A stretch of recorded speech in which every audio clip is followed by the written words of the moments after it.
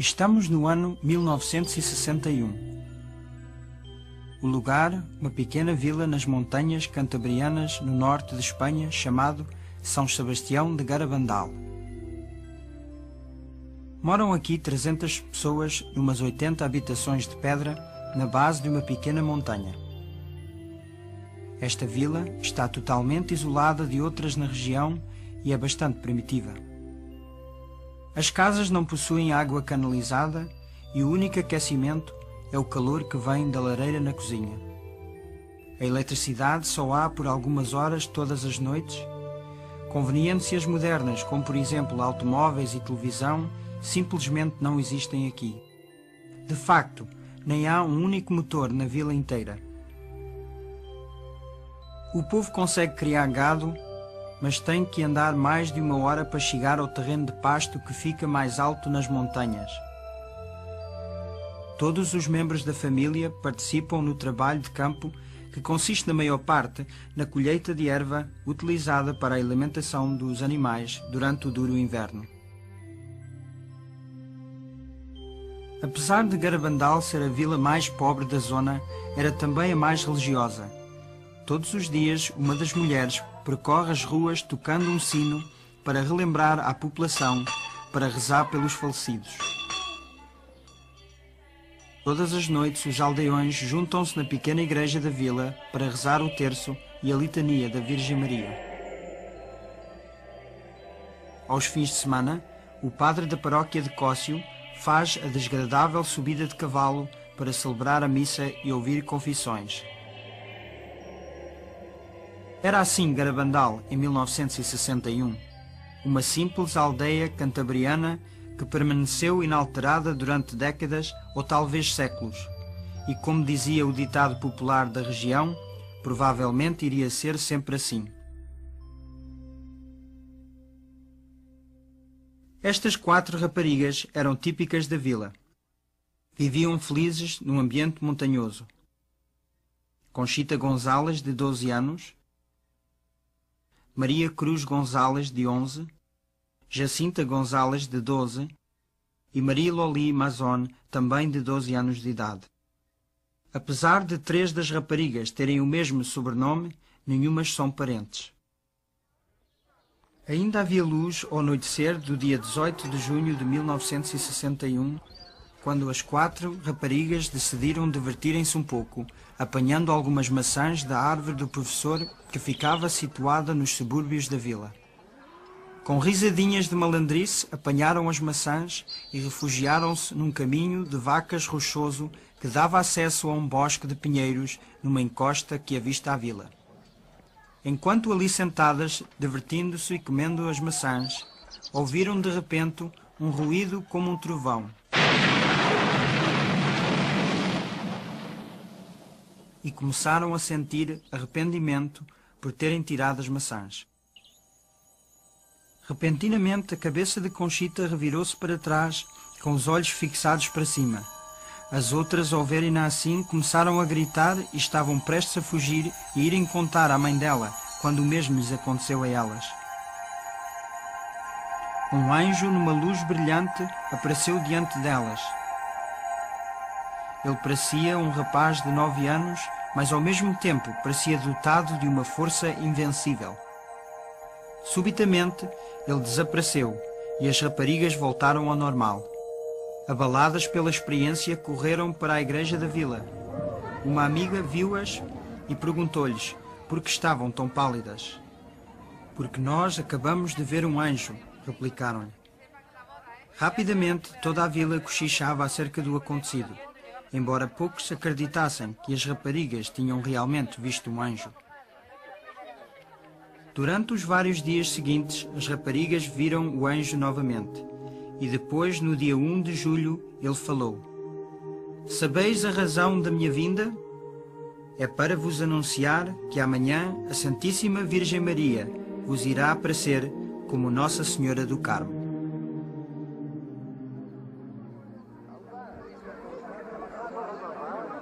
A esta altura já tinham espalhado notícias das aparições por todas as redondezas, e no dia 2 de julho, um grande número de pessoas, esperava a prevista visão da Virgem Maria às raparigas.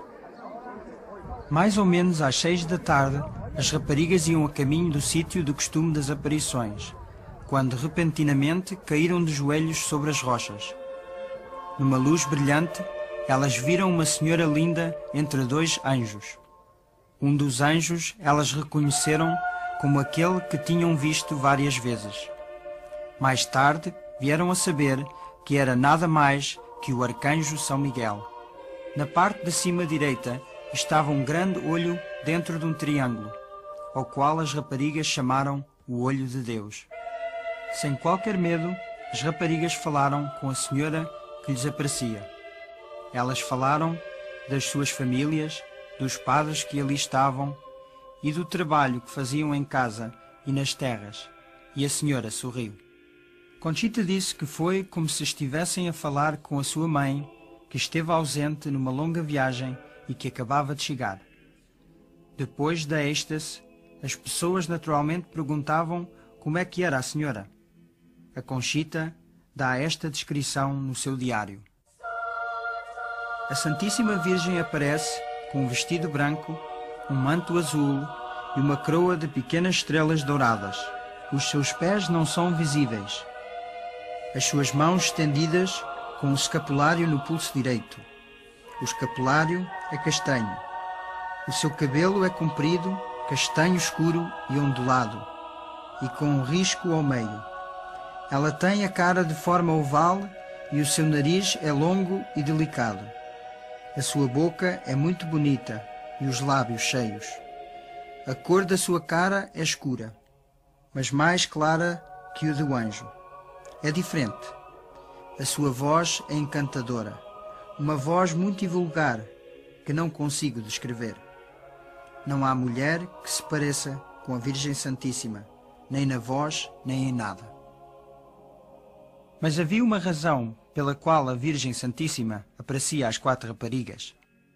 Ela queria usar estas crianças simples e modestas para transmitir uma mensagem importante a toda a humanidade.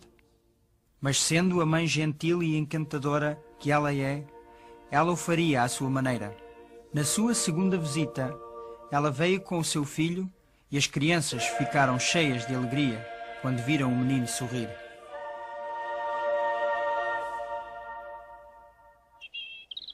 Nestas primeiras aparições, as raparigas foram vistas a levantarem para cima pequenas pedras. Elas disseram que a Virgem Santíssima as beijou, mas acrescentaram que preferia beijar objetos religiosos. As pessoas corresponderam ao darem-lhes os seus terços, medalhas, crucifixos e alianças de casamento, uma prática que continuaria por todo o evento.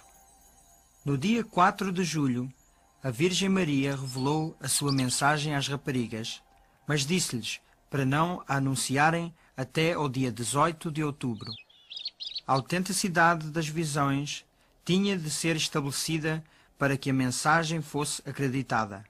Era necessário provas e tinham de ser providenciadas em abundância. As raparigas foram testadas por médicos no estado de êxtase. Eles acharam-nas rígidas, frias como pedras e insensitivas à dor. Eles também tomaram conhecimento de uma incrível mudança de peso. 2 homens mal conseguiam levantar uma das raparigas do chão, apesar das raparigas facilmente levantarem-se umas às outras para que pudessem beijar a senhora das suas visões. As raparigas sabiam quando iam ter as aparições por uma série de 3 chamadas interiores que aumentavam progressivamente. Depois da última chamada, elas corriam cheias de alegria para o encontro celestial. As chamadas podiam vir a qualquer hora do dia ou da noite, mas se as raparigas fossem para a cama, então a Virgem não vinha. Conchita tinha de estar até tarde muitas noites, esperando pela última chamada da Virgem. Para o fim de julho, o ritmo das visões aumentou para 2 ou mais visões por dia, com êxtases durando entre 10 minutos até várias horas. O rosto das raparigas transformava-se com uma beleza sobrenatural. Alguns observadores ficavam tão afetados que tinham dificuldade em olhar para elas. Em agosto começou um novo. Enquanto as raparigas se ajoelhavam em êxtase, elas podiam a qualquer momento cair para trás até que as cabeças tocassem no chão. Às vezes caíam em perfeita harmonia, formando lindas esculturas, mas as suas roupas nunca ficavam imodestamente descompostas.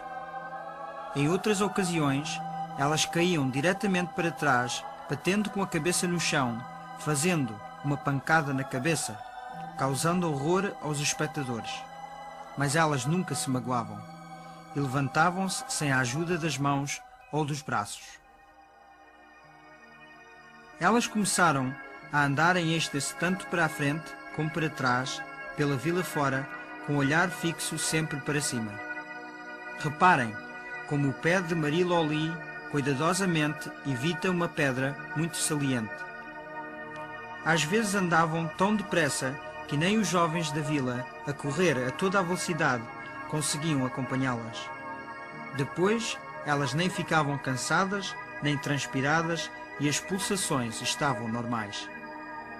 Durante estes voos estáticos, conseguiam fazer uma paragem brusca, contrariando todas as leis da natureza, enquanto que os que estavam a tentar acompanhá-las, levados pela velocidade, continuavam a correr, passando por elas. As raparigas traziam sempre crucifixos nas mãos que ofereciam aos espectadores para que eles venerassem. Elas nunca sabiam quem estava a beijar o crucifixo, porque em êxtase não conseguiam ver ninguém, a não ser a visão e a elas mesmas.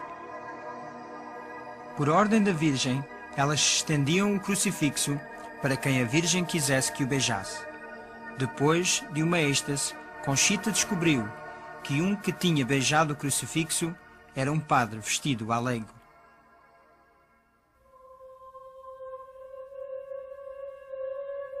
Entre os muitos padres que foram até Garabandal para estudarem os eventos, estava um jesuíta, Padre Luís Andreu. Era um brilhante jovem professor de teologia que também tinha reputação de ser um santo padre. O Padre Andreu foi um pouco duvidoso na sua primeira visita, mas depois de cuidadosamente estudar as raparigas em êxtase, ele compreendeu que algo sério estava-lhes a acontecer. No dia 8 de agosto de 1961, o Padre Andreu fez outra visita à vila. Nessa noite, ele estava entre a multidão, observando as raparigas em êxtase, no Bosque dos Pinheiros, onde muitas vezes as visões tinham acontecido. De repente, a cara dele ficou tensa. Gotas de transpiração formaram-se na sua testa e ele gritou: "Milagro! Milagro! Milagro! Milagro!" Na viagem de regresso, com amigos durante as primeiras horas da manhã seguinte, ele disse: "Que prenda que a Virgem me deu! Que sorte que nós temos em ter uma mãe assim no céu! Este é o dia mais feliz da minha vida." Ele depois tossiu levemente e deixou cair a cabeça até ao peito. O Padre Andreu estava morto. Numa visão posterior, a Virgem Santíssima disse às raparigas que no dia 8 de agosto o Padre Andreu não tinha só visto a Virgem, como também teve uma visão do futuro grande milagre. Um dos lugares que as raparigas em êxtase visitaram com mais frequência foi a igreja da vila, na qual entravam e rezavam diante do sacrário. Infelizmente, isto criou problemas. As multidões que as seguiam para dentro da igreja causavam perturbação de tal modo que uma proibição diocesana teve de ser imposta e as portas da igreja foram trancadas. A partir daí, as raparigas faziam as visitas de fora das portas fechadas. Como exemplo de obediência ao bispo, a Virgem não voltou a guiar as raparigas para dentro da igreja. Pelo princípio de outubro de 1961, as êxtases das 4 raparigas já tinham todos mistificados. E uma vez que entrassem em êxtase, ninguém as conseguia fazer sair. Elas foram beliscadas, espetadas com alfinetes, queimadas com pontas de fósforos quentes e vazaram areias nos olhos delas, tudo sem efeito. Poderosos focos de luz, apontados a pouca distância, nem as fazia pescar os olhos. Elas moviam-se com velocidade e precisão em marcha, tanto para a frente como para trás, sem nunca verem para onde iam. Especialmente impressionante era a descida noturna, de costas, desde os Pinheiros até à vila em grande velocidade. Milhares de vezes as raparigas devolviam artigos aos donos corretos, sem nunca se enganarem.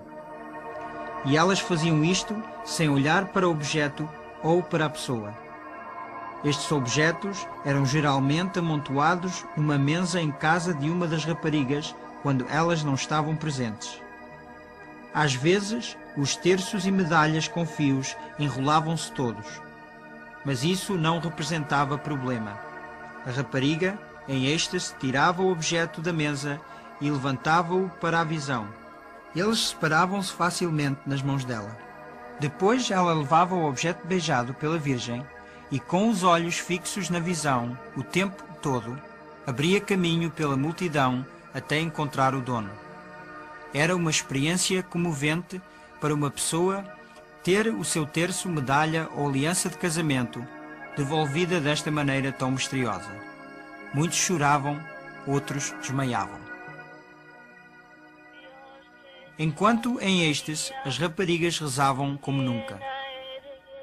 Vamos ouvir uma gravação original de duas raparigas a rezarem a Ave Maria enquanto olhavam para a pessoa a quem esta antiquíssima oração era dirigida. Y bendito es el fruto de tu vientre, Jesús.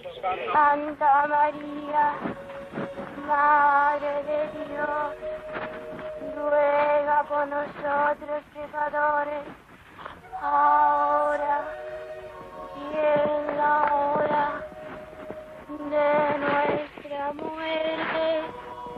Amém. Elas cantavam cânticos que nunca tinham aprendido e, com a ajuda da Virgem, faziam pequenas orações encantadoras.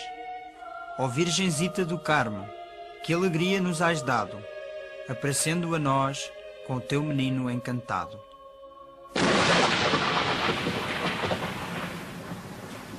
18 de outubro finalmente chegou, o dia em que as raparigas tinham de anunciar a tão esperada mensagem da Virgem Santíssima. Era um dia de sons apocalípticos, como trovões e relâmpagos, muito frio e chuva. Mesmo assim, centenas de pessoas fizeram o sacrifício para estarem presentes neste dia tão importante. O tempo passou, muitos foram embora.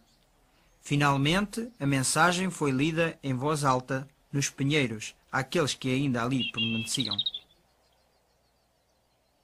Temos de fazer muitos sacrifícios, fazer muita penitência e visitar o Santíssimo com frequência. Mas primeiro temos de proceder a uma boa vida.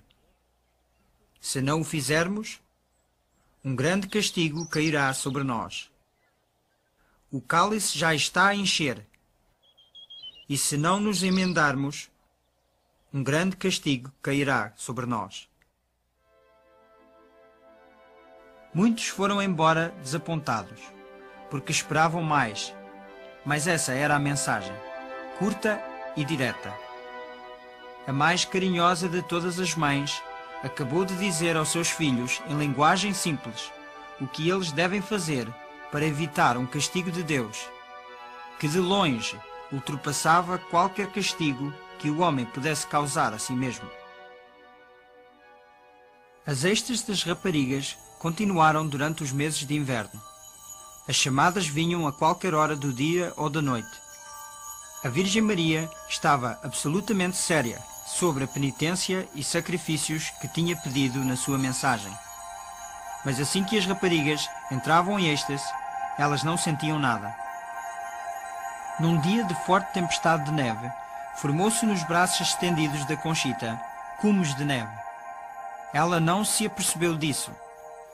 De uma outra vez, saltou-lhe granizo para os olhos bem abertos, sem a afetar.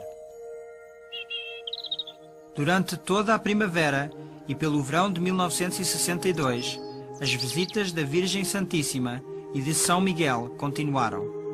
Se na vila não estivesse um padre disponível para dar comunhão às raparigas, São Miguel trazia-lhes comunhão invisível. Ele ensinou-as a receber comunhão com reverência. Primeiro preparação, depois comunhão e depois ação de graças. Mas os padres estavam duvidosos acerca destas comunhões invisíveis. Como é que elas podiam receber comunhão de um anjo, quando só um padre é que tinha o poder de consagrar? As raparigas perguntaram ao anjo. Ele disse-lhes que tirava as hóstias de sacrários na terra. Não havia lugar na terra que minimamente se compara-se com Garabandal a esta altura. A Virgem Santíssima parecia ter-se apoderado de toda a vila. Conduzia as raparigas em êxtase por todas as ruas abaixo. Às vezes cantavam o terço conforme marchavam com todas as pessoas que as seguiam. Todas as casas eram visitadas. Quando as raparigas em êxtase visitavam a casa de alguém que estava doente na cama, ajoelhavam-se e rezavam e ofereciam o crucifixo à pessoa doente. Se fossem à casa de uma viúva, elas rezavam orações diante de uma fotografia do falecido, ou faziam o sinal da cruz na almofada da cama vazia. Elas também iam ao cemitério e estendiam o crucifixo pelas barras de ferro do portão. Nesta pequena vila na montanha espanhola, eventos de grande significado eram desvendados. Embora ninguém se apercebesse disso na altura, a Virgem Santíssima estava a preparar-nos para a grande tempestade que estava prestes a acontecer na igreja. Ela veio para pessoalmente reafirmar tudo o que a igreja contém e ensina. Tudo o que a Virgem fez com as jovens raparigas era introduzido com grande significado para todos os cristãos. Enquanto em êxtase, elas rezavam em todas as posições, ajoelhadas, de pé, sentadas, a andar ou deitadas. A Virgem estava a relembrar-nos de que podemos estar sempre com Deus e a Virgem, não importa onde estamos ou o que é que estamos a fazer. Nosso Senhor e Nossa Mãe Santíssima querem fazer parte de todas as nossas ações, quer estejamos a trabalhar em casa, ou nos empregos, ou a conduzir um carro.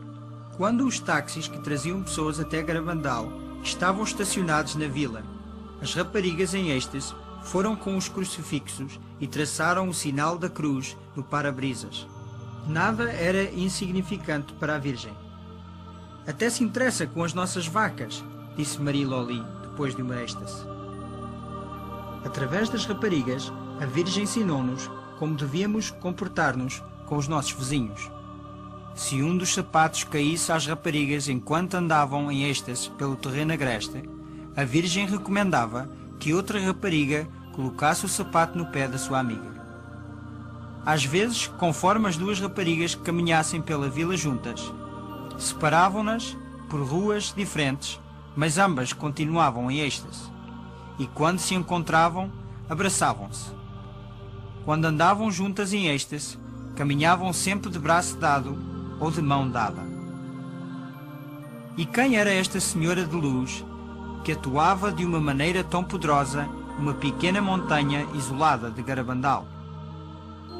Aqueles que nunca compreenderam completamente o seu papel só tinham de olhar para a figura na cruz que a Virgem ordenava às raparigas para apresentar aos que assistiam. Era a mãe de Cristo, com um só desejo, que era guiar todos para o seu Filho Jesus, o Salvador de todo o mundo. Era Maria somente Mãe Santíssima dos católicos? Numa altura, um protestante aproximou-se de Conchita. Ele queria saber se podia beijar o crucifixo na próxima vez que ela oferecesse o crucifixo para venerar em êxtase. A Conchita foi criada num ambiente totalmente católico. Ela ficou preocupada acerca deste pedido e mencionou à Virgem Santíssima quando apareceu. A Virgem olhou para o homem e disse: "Ele também é meu filho." e, servindo-se como fazia da jovem rapariga, fez com que o crucifixo fosse levado até aos lábios do homem. Para as raparigas, tudo o que elas estavam a sentir deve ter parecido como provar um pouco do céu, mas ainda não era o céu. As crianças, assim como todos nós, ainda tinham de viver no verdadeiro mundo, um mundo que piorava progressivamente a cada dia que passava. Dia 19 e 20 de junho de 1962 seriam duas noites muito difíceis de esquecer na história de Garabandal. As raparigas foram ouvidas gritando de terror. O véu foi levantado e elas tiveram permissão de olhar rapidamente para uma visão de eventos futuros. Elas viram desordem em todo o lado, com a igreja a ser perseguida num mundo dominado por comunistas. A Virgem disse às raparigas que quando chegasse ao seu pior ponto, que Deus enviaria um aviso sobrenatural que seria visto e sentido por todos no mundo. Depois, mesmo estando na presença da Virgem Santíssima, elas ficaram apavoradas ao verem cenas do futuro castigo que Deus enviaria se o mundo não se emendasse depois do grande sinal e milagre. Embora a alguma distância das raparigas, como a Virgem tinha pedido, os aldeões que lá estavam, e isso quer dizer quase todos, estavam tão comovidos pelos gritos das raparigas que no dia seguinte toda a vila foi à confissão e comunhão.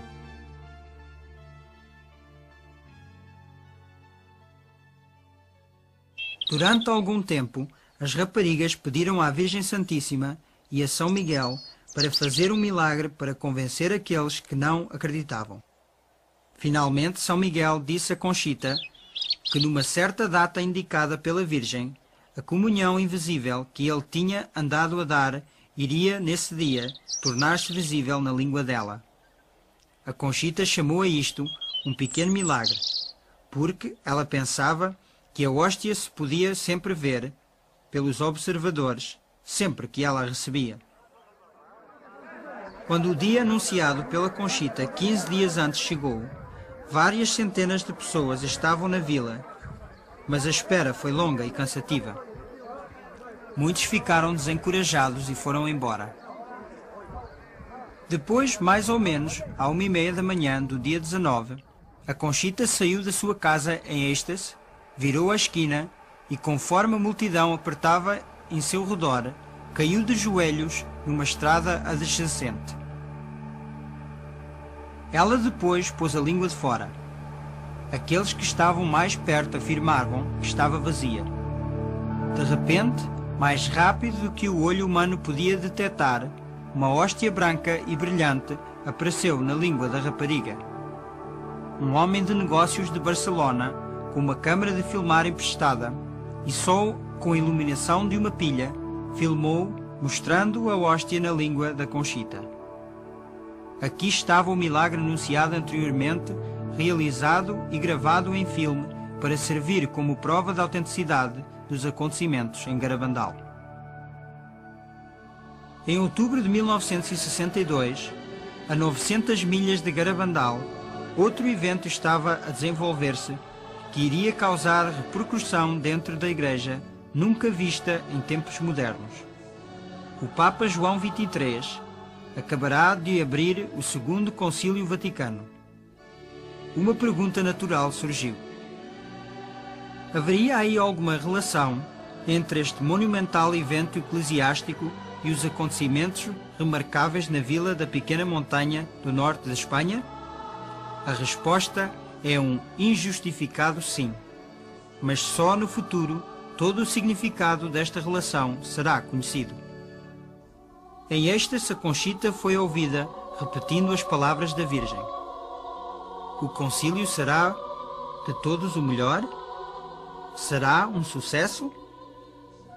Isso é bom para que eles a conheçam melhor, e vós ficareis mais satisfeita.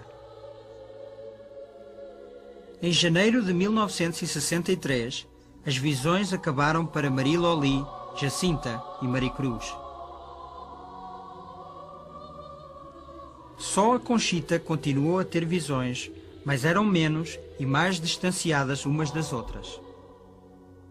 Todavia, a esta altura, Conchita e Marie Loli começaram a ter locuções. Uma locução é uma voz interior sem nenhuma visão a acompanhar.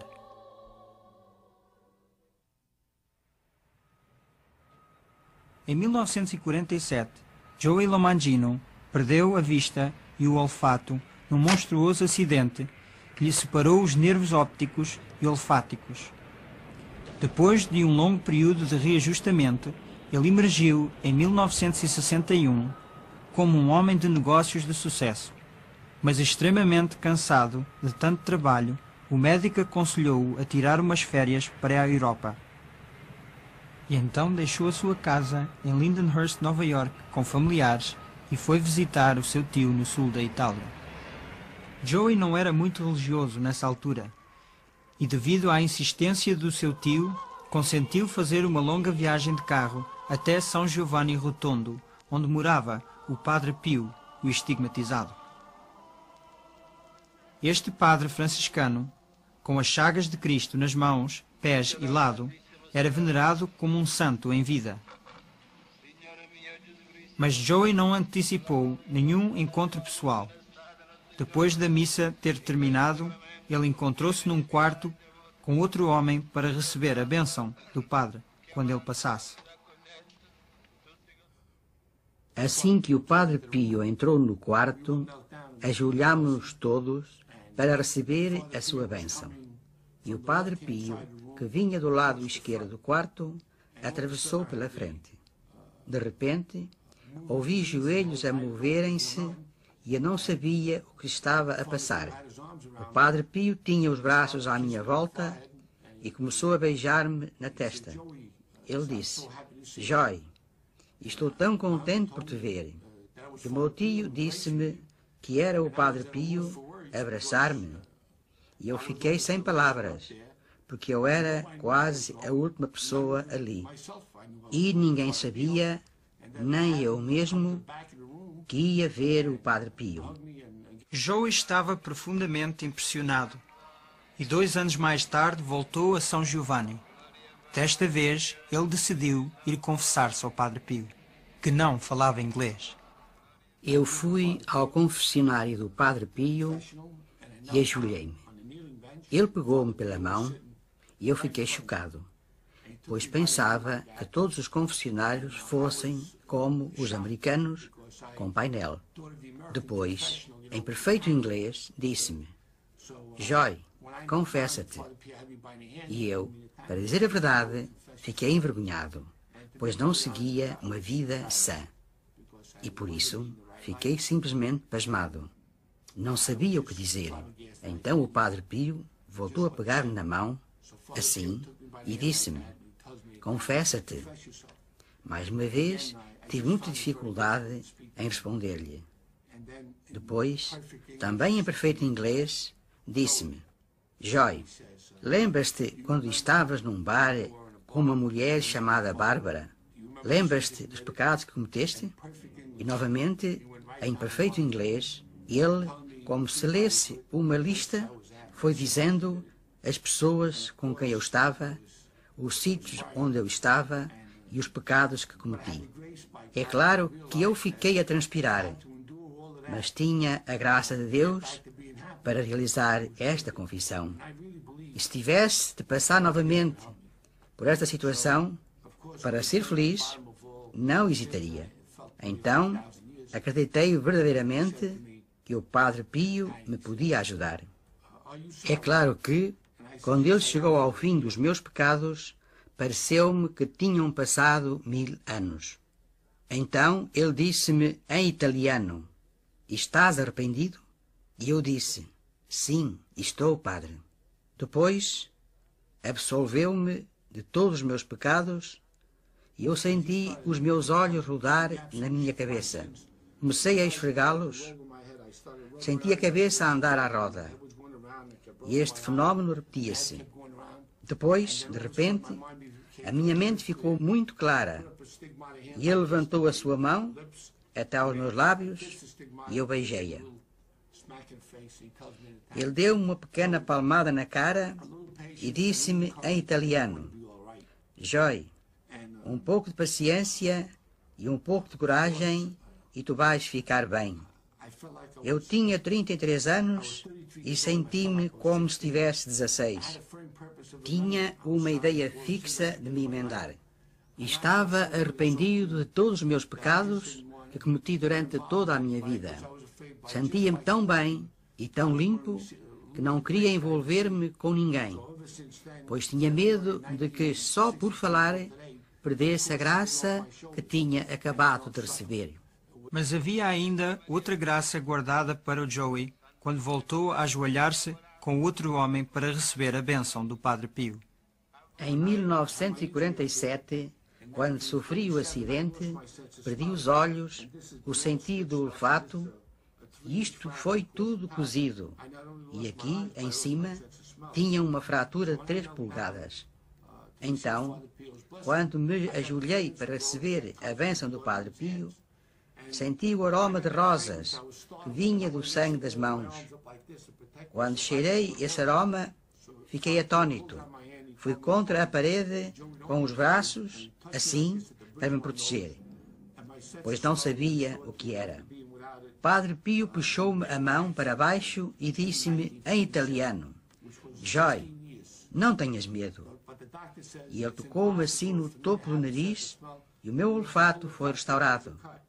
Depois de ter perdido no acidente, já referido, em junho de 1947, 16 anos atrás. Joey estava felicíssimo, com paz e alegria, e não queria deixar São Giovanni. Então o seu companheiro de viagem lembrou dos planos prévios que tinham feito para passarem parte das suas férias num lugar chamado Garabandal.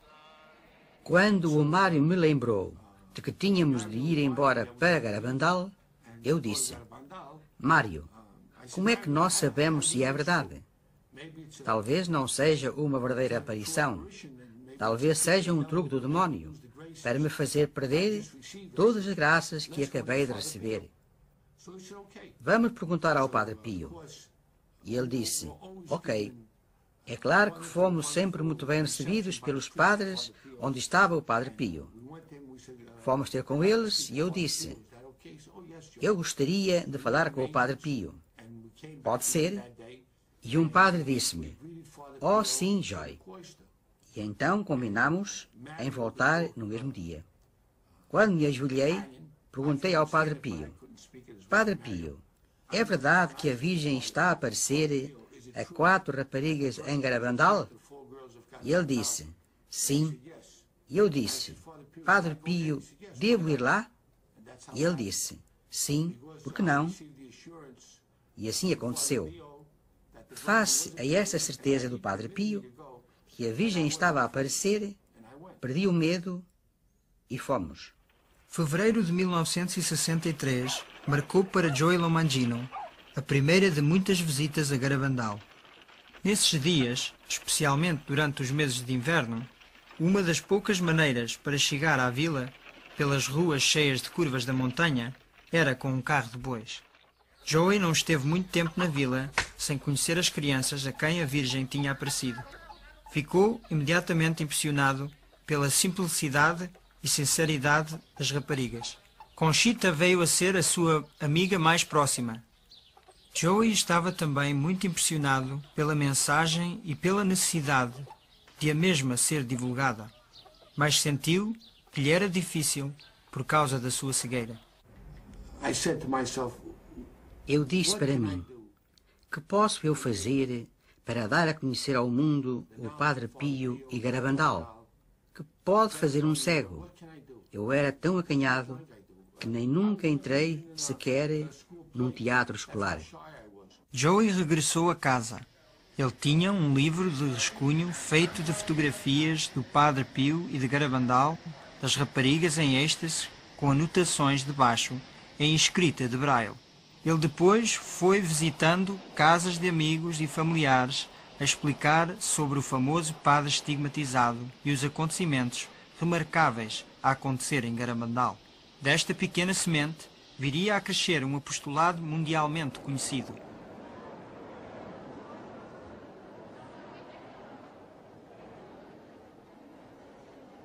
No princípio de junho de 1963, Conchita espantou os seus ouvintes com a profecia que depois do Papa João XXIII só iria haver mais 3 papas e depois será o fim do nosso tempo, mas não o fim do mundo. Em 19 de março de 1964, festa de São José, Conchita teve uma locução nos Pinheiros, na qual a Virgem disse-lhe que no dia do grande milagre, Joey Lomangino irá recuperar a sua visão e verá permanentemente. No dia 18 de julho de 1964, Conchita teve outra locução na qual lhe foi dito que no dia seguinte ao do grande milagre, o corpo do padre Luís Andreu será encontrado incorrupto na sua campa. Janeiro de 1965 abriu para a Conchita com um êxtase de 2 horas nos Pinheiros, na qual a Virgem revelou a natureza do aviso que Deus iria mandar para purificar o mundo em antecipação do grande milagre que seguiria. A Virgem também disse a Conchita que, porque o mundo não tinha respondido à sua primeira mensagem, ela daria uma segunda e última em 18 de junho de 1965, por intercessão de São Miguel. Vamos agora observar os grandes eventos declarados em Garabandal. Primeiro virá o aviso. Será visto no céu e sentido interiormente por todos na terra. Ninguém escapará a ele. Numa altura no não muito distante futuro, quando o mundo está no meio de uma grande desordem, tudo será suspendido. Nesse momento, todos verão o mal que fizeram e o bem que não fizeram. Será extremamente doloroso. As pessoas preferirão morrer do que passarem por isso, mas não causará danos físicos. Se alguém morrer, será só pelo susto da experiência. O aviso servirá como uma purificação para corrigir a consciência do mundo e prepará-la para o grande milagre. O milagre ocorrerá no Bosque dos 9 Pinheiros. Ocorrerá numa noite de quinta-feira, às 8h30 no dia, ou entre os dias 8 a 16 de março, abril ou maio. A Conchita sabe a data e avisará com 8 dias de antecedência. Será no dia da festa de um mártir da Eucaristia e coincidirá com um grande evento eclesiástico na igreja. Todos os que estiverem na vila ou arredores das montanhas verão o milagre. Os doentes presentes serão curados. Os pecadores convertidos e os incrédulos acreditarão. Será o maior milagre que Jesus já alguma vez fez no mundo. A Rússia será convertida em resultado do milagre. Um sinal sobrenatural, permanente, permanecerá visível nos Pinheiros até ao fim do mundo. Se depois do milagre o mundo não se emendar, Deus enviará o castigo. Será muito pior que qualquer coisa que o homem pudesse causar a si mesmo. O castigo será de acordo com aquilo que o homem merece pelos seus crimes.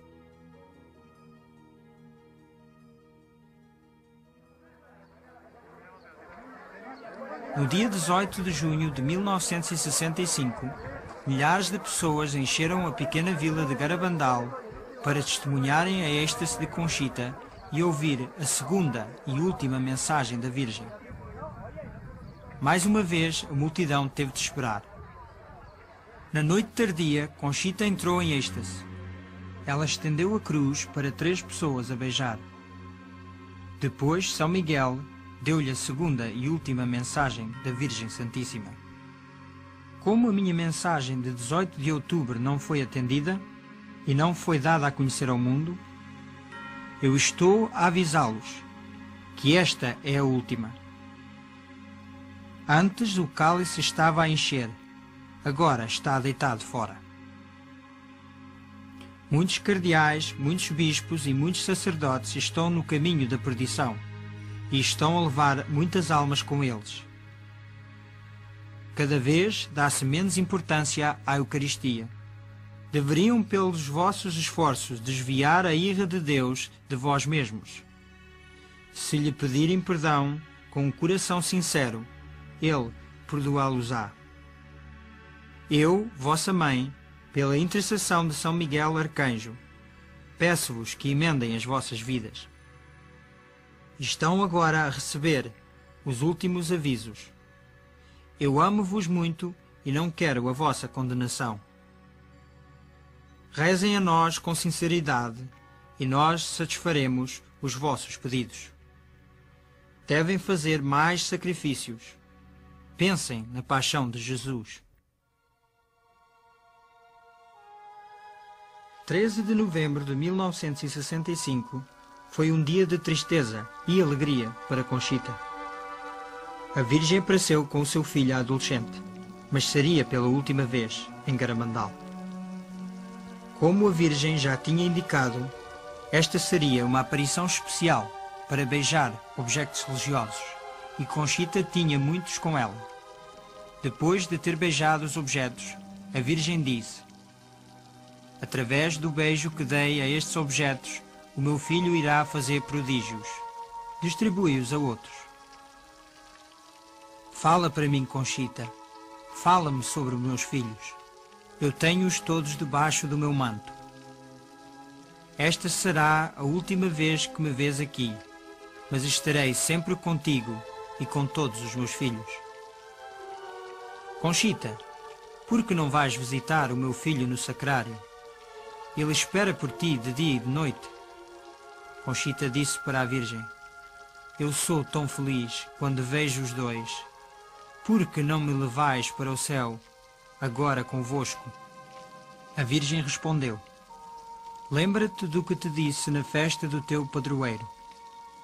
Quando te apresentares a Deus, as tuas mãos têm-te dar cheias de boas ações, feitas para os teus irmãos e para a glória de Deus. Atualmente, as tuas mãos estão vazias. Tudo acabou. Os momentos felizes em que a Conchita tinha estado com a Mãe Santíssima e seu filho Jesus tinham passado. Mas mesmo assim, ela ainda sentia a presença deles. Ela disse: eles deixaram a minha alma cheia de paz e alegria, e um grande desejo de superar as minhas faltas e de amar com toda a minha força os corações de Jesus e Maria, que tanto nos amam. O que a Virgem Santíssima disse sobre os objetos beijados realizou-se. Casos de curas físicas e outros favores continuam a ser reportados de diferentes partes do mundo. Muitos vieram de uma medalha que Conchita deu a Joey Lomangino. Tem-se venerado por milhares de pessoas de todo o mundo durante os muitos anos de atividade apostólica do Joey.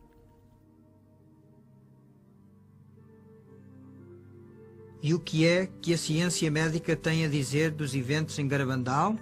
Mais de 40 médicos examinaram as moças em diferentes ocasiões.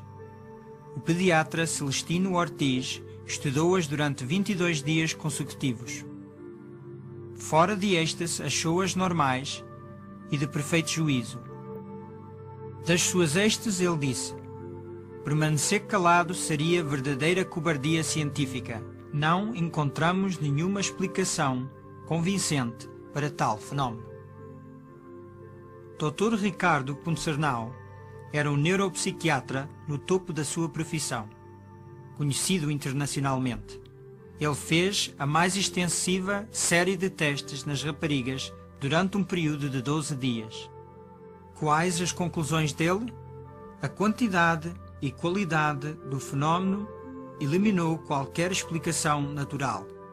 Ele disse: de um ponto de vista estritamente científico, ninguém pode negar a possibilidade de uma causa sobrenatural em todo este fenómeno. Outro distinto psiquiatra ligado aos eventos é o Dr. Luís Morales. Em 1961, ele tinha a sua própria clínica em Santander e o bispo nomeou o chefe de uma comissão de médicos examinadores formada para estudar as reportadas aparições. Nessa altura, ele não acreditou que os eventos fossem de origem sobrenatural. Mais tarde, este mesmo Dr. Morales deu notícias de primeira página quando reverteu a sua posição original. Em 30 de maio de 1983, ele deu um discurso público com permissão do bispo na maior sala de conferências de Santander. Para a grande multidão que estava presente, ele deu a conhecer as suas razões porque acreditava que as aparições em Garabandal eram genuínas.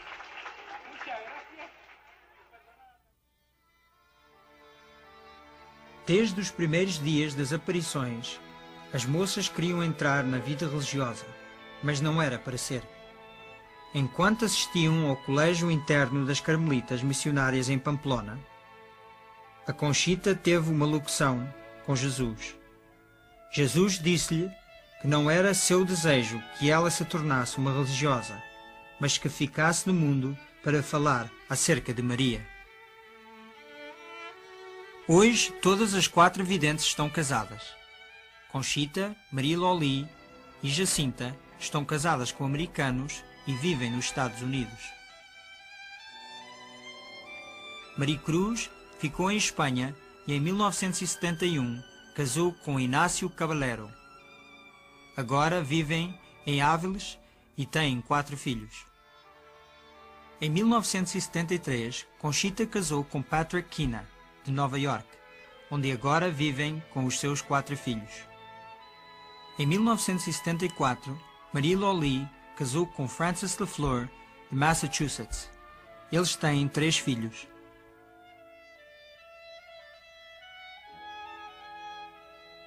Em 1976, Jacinta casou com um marinheiro dos Estados Unidos chamado Jeffrey Moynihan, da Califórnia. Eles agora têm uma filha. Em 1977, com a idade de 47 anos, Joey Lomangino surpreendeu todos no apostolado do Garabandal, casando com Marilyn Luther, de Michigan. Joey continua com o seu trabalho apostólico em Nova York como um marido e pai de 2 filhos, Joseph e John. A maior razão pela Virgem ter aparecido em Garabandal era para entregar uma mensagem. Mas para além desta mensagem em 2 partes, tais fortes ênfases foram dados a certos assuntos que carregavam a sua própria mensagem.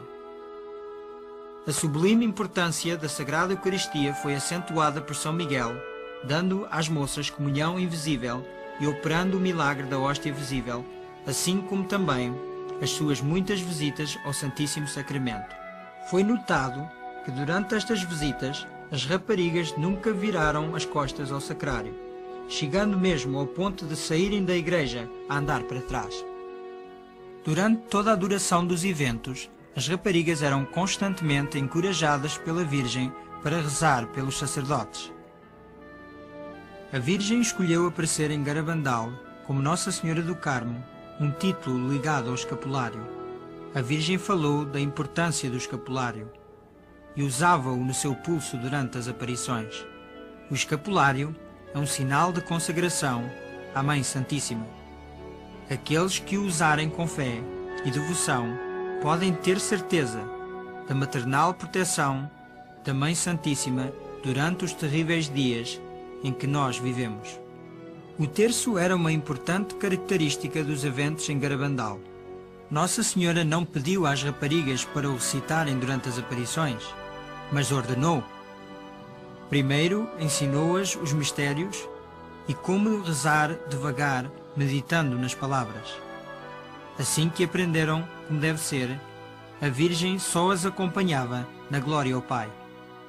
O significado dos sacramentais, tal como os crucifixos, terços, medalhas e alianças de casamento, era dramatizado pelo desejo da Virgem os beijar e ceder-lhes poderes especiais de curas e conversões.